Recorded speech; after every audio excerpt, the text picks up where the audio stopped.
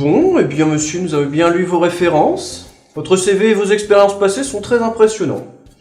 Nous serons heureux de vous compter comme présentateur à partir d'aujourd'hui dans notre émission. Mais qu'est-ce que tu me racontes, mec? Qu'est-ce que tu me causes de mes références? Tu m'as fabriqué il y a une semaine!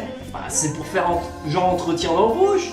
Tout ça, pour le fun, quoi. Mais bien sûr, dans le genre pas d'idée. Et puis pourquoi ce serait à moi de faire présentateur? T'es pas du genre débordé. Bah, j'étais un peu créé pour ça. Parce que je suis une marionnette alors? Hein? Sale raciste! Genre je suis un muppet et c'est bon, j'ai mes entrées dans le showbiz et tout.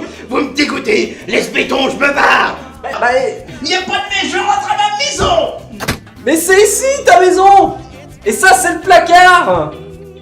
Tu veux pas faire le test de psycho au moins?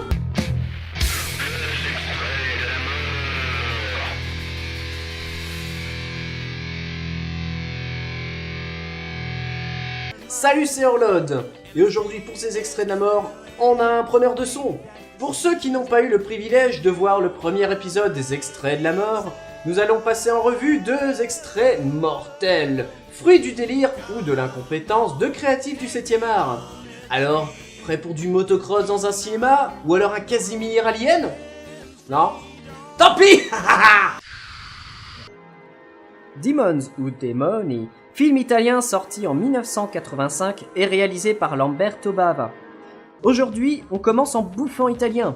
Les chanceux qui ont, encore une fois, vu la chronique précédente, savent déjà ma tendresse pour ce cinéma. Et celui-ci nous comble d'effets gore, faits maison et de délire visuel bien délire. Pour l'histoire, des gens sont invités dans la rue par un mec zarbe à l'ouverture inaugurale d'un nouveau cinéma. Mais ils se rendent bien vite compte qu'il s'agit d'un film d'horreur concernant les démons. Et la fiction rattrape littéralement la réalité.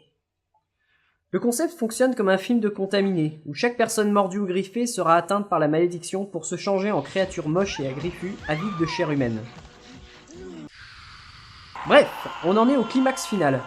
Il n'y a plus que 2 survivants, le héros et sa copine, et le premier décide de se transformer en chevalier des temps modernes, chevauchant une motocross, sabre clair, et sur fond de heavy metal. Et non, je n'ai rien rajouté.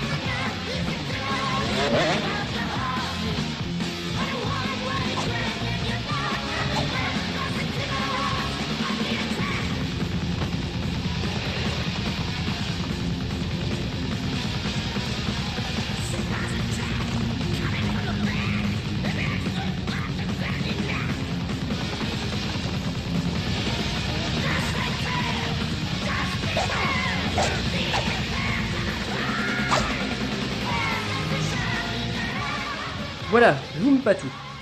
Ensuite, je sais pas pour vous, mais je trouve cette scène absolument épique. Le mec charcute du démon à coups de sabre sur une 125, le tout sur un morceau badass du groupe Teuton UDO.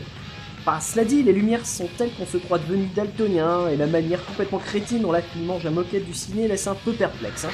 Bah ouais, moi c'est ça qui m'a laissé perplexe. Pas vous?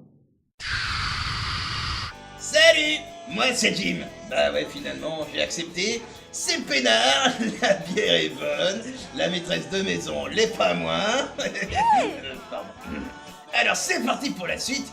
Cryptozoid, sorti en 1987, réalisé par David de Coteau. Énième clone avarié de l'alien de Ridley Scott dans un monde post-apocalyptique, enfin plutôt un décor de banlieue parisienne, une bande de bidasses déserte et tente de trouver un lieu à l'abri des conflits et des pluies acides. Ils trouvent refuge dans les locaux d'anciens laboratoires où on a oublié la dernière expérience affamée et énervée. J'avoue avoir eu du mal à trouver quoi montrer dans ce film, tellement il y a des trucs à la ramasse. On a les dialogues insipides, récités par des acteurs qui jouent comme des endives. C'est quoi ces installations? Pas facile à dire. C'est peut-être occupé. On sera mal reçus. Silence! Ils nous attendent peut-être. Qui? Ils sont peut-être pacifiques. Il est vrai que seuls les morts sont pacifiques. Et en plus, des flingues à culasse qui font piou piou piou. Et... Mais c'est pas mal ce plan. Mais finalement, j'ai demandé à mon employé de me trouver le moment fort du film. L'affrontement du siècle entre un figurant et un monstre en caoutchouc. Mais pour corser le tout, je ne dirai pas qui est qui.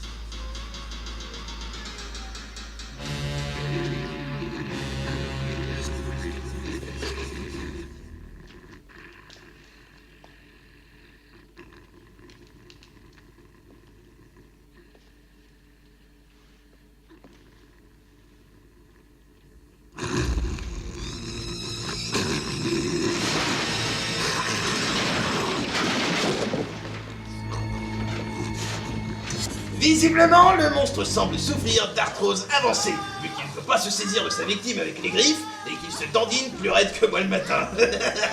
Bref, c'est moche, et en plus, les concepteurs lui ont foutu les pieds à l'envers.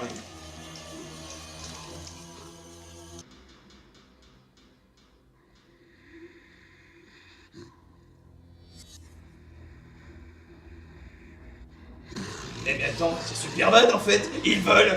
Ou alors Michel, ça doit être ce câble subtilement placé dans l'ombre, Michel, et qui transforme la scène en parodie du Cirque du Soleil. Oui, tout à fait, Michel. Je l'ai fait bien, hein.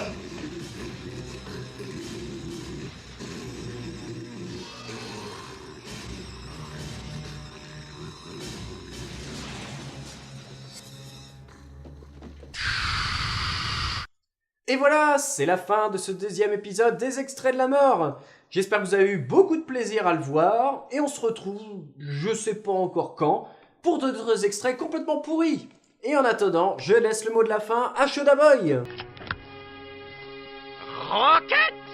Caquette!